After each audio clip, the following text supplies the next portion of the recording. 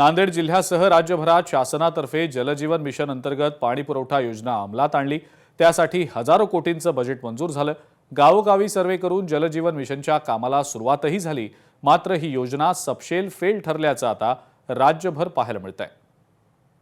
महाराष्ट्रामध्ये जलजीवन योजनेअंतर्गत कोट्यावधी रुपयांची कामं झालेली आहेत, ती अर्धवट स्वरूपामध्ये असल्याचे चित्र महाराष्ट्रभर पाहायला मिळते। नांदेडमध्ये सुद्धा आपण आहोत आता आंबेगाव या ठिकाणी, अर्धापूर तालुक्यातलं हे आंबेगाव आहे। या ठिकाणी आपण जर बघितलं तर हे जलकुंभ उभारण्यात आलेलं आहे। अत्यंत बिकट परिस्थितीमध्ये याची अवस्था आपण पाहिलेली आहे आणि सध्या काय परिस्थिती आहे आपण गावकऱ्यांकडनं जाणून घेऊयात। दादा, तुमच्या गावात जलजीवन मिशन अंतर्गत हे काम झालेलं आहे, काय परिस्थिती आहे सध्या? पाणी वगैरे यायला लागले? पाणी येण्याचा तो प्रश्नच नाही, अजून तर चालू झालेली नाही। पण हे जे जलजीवनची टाकी तर उभी केलेली आहे, हे मेन म्हणजे अनधिकृत जागेवर केलेलं आहे। हे स्मशानभूमीची जागा आहे, हे हिंदू सार्वजनिक स्मशानभूमी आहे। तुम्ही पाहू शकता तिथं एक आजरित होत आहे।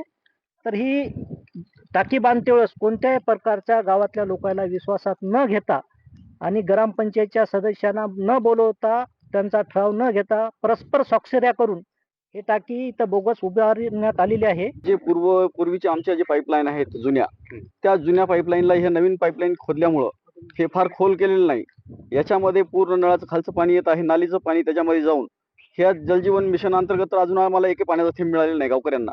पण ते जुनंच पाणी जे आम्हाला नालीचं पाणी बऱ्याच वेळेस शेतकऱ्या म्हणजे आमच्या गावकऱ्यांना प्यावं लागलं, त्यामुळं आरोग्य धोक्यात आलेलं आहे। वेळोवेळी आम्ही शासनाकडे याची तक्रार केली असून याच्यावर कोणी कारवाई केलेली नाही।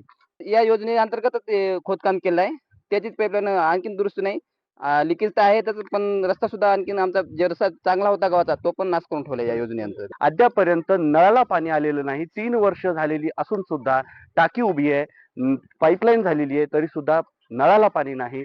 यामागं शासनानं ठोस पावलं उचलणं गरजेचं असल्याचं गावकरी म्हणतात। कमलाकर बिरादार, लोकशाही मराठी, नांदेड। लोकशाही मराठी ऐका, पहा, जागरूक रहा।